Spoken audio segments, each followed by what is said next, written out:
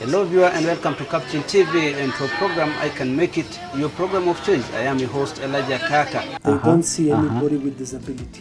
They now the disability now is not the focus. It's just the farm. And they start to ask even to the students. But now they are farmers because now they are, the first group is now, it was employed by the center. So now they are farmers. They have their contract, their salary, they are saving their money. Now people start to talk about them. Our dream as an institution is to see an inclusive society without discrimination, and we want to work together with our community, especially children and families. At times, you will hear some people asking you very weird questions, like somebody can ask you, "Mtoto ana kichwa mbaya?" And that is really, the stigma. Today in our program, we focus at an event that has been organized by Orione Community Training Center that has been organized here at Kandisi in Ongata Rongai in Kajiado County. Join us and welcome. We work with our students in three main areas of education, where we use a special program called an individualized educational plan that is meant to help them achieve their individual needs. We also have habilitation and rehabilitation that is also aimed at making them independent and self-reliant. We have vocational training in farming to promote inclusion and also self-reliance, and they work in farm. And currently we have 16 of them that have graduated and are working with us actively. Today, it's all about supporting the people with disabilities, helping them learn and grow them within the society. Our focus today is Orione Disability Expo, held this year in Rongai. As members of the advisory board, we are very, very happy to be associated with Orione Center. The reason being that we have felt what the center is doing in this community. Most of us have grown up here. We know this center from the time we had one small mabati house there that was the house of our catechist with a few animals.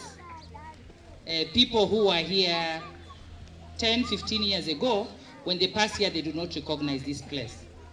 The center, other than the impact that it has had on our children, which we appreciate very much, we are very grateful that you are a light or a leading example in sensitizing the community on what transformation is all about.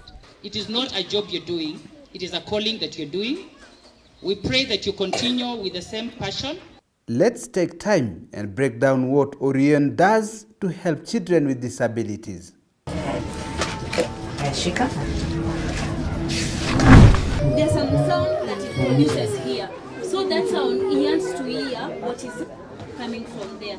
So that's how he learns, and they have got a diaper here. So when they come in the center, they have got no toilet skills. So I'm here to train them, at least to gain that skills. And another thing, I've got a radio here. Mostly what I do, I sing, I dance, I do every sorts of things. I take that environment from home back to here so that they feel more comfortable, they relax, at least we enjoy a lot. In the ABS, we use several activities, like we have feeding, toileting, and also the way they relate with one another or the social skills. What I really deal mostly is ensuring there is movement to the children, there is proper posture, and most of the children that I deal with are mostly with cerebral palsy and those with more weight. So that's why I have all these materials. I can train on posture using all those, and in these, as people come going through this, the tents, here I administer mostly what cerebral palsy is, how they are able to detect what's cerebral palsy in the early development of a child, and how to know the normal from the abnormal. And in this, I encourage children, mostly the children, to at least embrace the children in the society having the intellectual disability and cerebral palsy, to be able to embrace them and even include them mostly in the activities of daily living. I'll need to give you a brief explanation about occupational therapy and what it entails. This is a medical profession that entails all aspects of human being. Holistically, every part of your body, mind, the way you walk, the way you do your daily activities. For example, after injury, maybe you went for surgery and then now the doctor says you need to go and see the physiotherapist or occupational therapist. Now when you come, I'll do the assessment and see the level of limit where you cannot do your activities as it was maybe previously. So from there, I'll start to retrain. It is a skill you already have lost. So for me, I'll do assessment and see this is where the limit is. So for example, you are writing and now you cannot be able to write. So I'll look for all alternatives to make you do things that cannot limit you in your daily living. Here at the center, I cover 3 basic areas. That is feeding and swallowing, speech disorder, language disorders. So once I receive a client, the first thing that I normally test is the hearing, of which I test up to the eardrum to test whether it's okay. Maybe that is a result as to why maybe the client or maybe the child has maybe hearing impairment. I believe early intervention is the best. Once these disorders are detected early enough, they are able to be rectified. Related to speech and language, also feeding and swallowing. I don't deal with children only, I also deal with adults. For instance, all of us here, we might say that we are okay, yes, but it can happen that you go, maybe get an accident, then maybe through the accident you get head injury, and maybe the part of the brain that will be affected is related to speech, language, or maybe feeding and swallowing. This class is called pre-vocation class. Basically, it's a transition from the foundation class. They start from the first class stimulation foundation, then they come to the pre-vocation class, and you see from the stimulation and the foundation, now here we come and combine the both activities. Now what they were given the stimulation class and the foundation class, and now they're able to, here they can be able to write and also read, and this is now the real life. After they have done the theory part, we also have another session whereby they water the flowers and also water some seed beds or small plants. This is stage where we normally start from class, doing academic work for some lessons. Then we proceed to the farm. We do some farm work activities. Then by the end of the term, we can see the result. Where are these students? Are they improving? Because usually the training goes for 2 years. 2 years, the center employed these students. They become now workers. Now, when these graduated, we release those ones. The center also has some of the members in its workforce from the students they once trained and now make a living from it. These ones graduated last year in November 2018. They are employees of the center now. Each of them has their own job contract. They are saving their monies in their account. They pay their transport. It's amazing if they have the motivation to make it in life. They sell the produce and they distribute these products to 50 families within our community. I'm also a beneficiary for that, Madam Rachel said, and many of us here are beneficiaries of the same. Wow, thank you very much, our viewer, for joining us on I Can Make It, your program of choice. As I told you earlier, that we have attended an exercise that has been organized by Orione Community Training Center here at Kandisi in Ongataronga in Kajiado County, whereby they have organized a disability expo, an event that has been attended by more than 300 people. They are doing this event to sensitize the society on matters of disability. You can call us on 0717 424 866, or you can get in touch with us through our Facebook page, I Can Make It, or through Capuchin Television Network Facebook page. They don't see anybody with disability. They now the disability now is not the focus. It's just the farm. And they start to ask even to the students. But now they are farmers because now they are, the first group is now, it was employed by the center. So now they are farmers. They have their contract, their salary, they are saving their money. Now people start to talk about them. Our dream as an institution is to see an inclusive society without discrimination, and we want to work together with our community, especially children and families.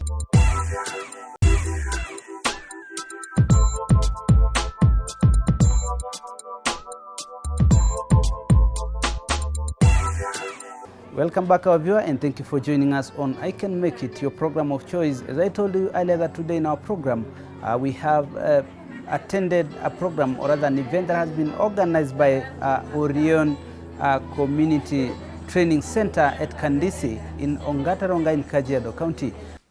Let's now focus on administration and tackle a brief history of where they have come from and the challenges they have faced.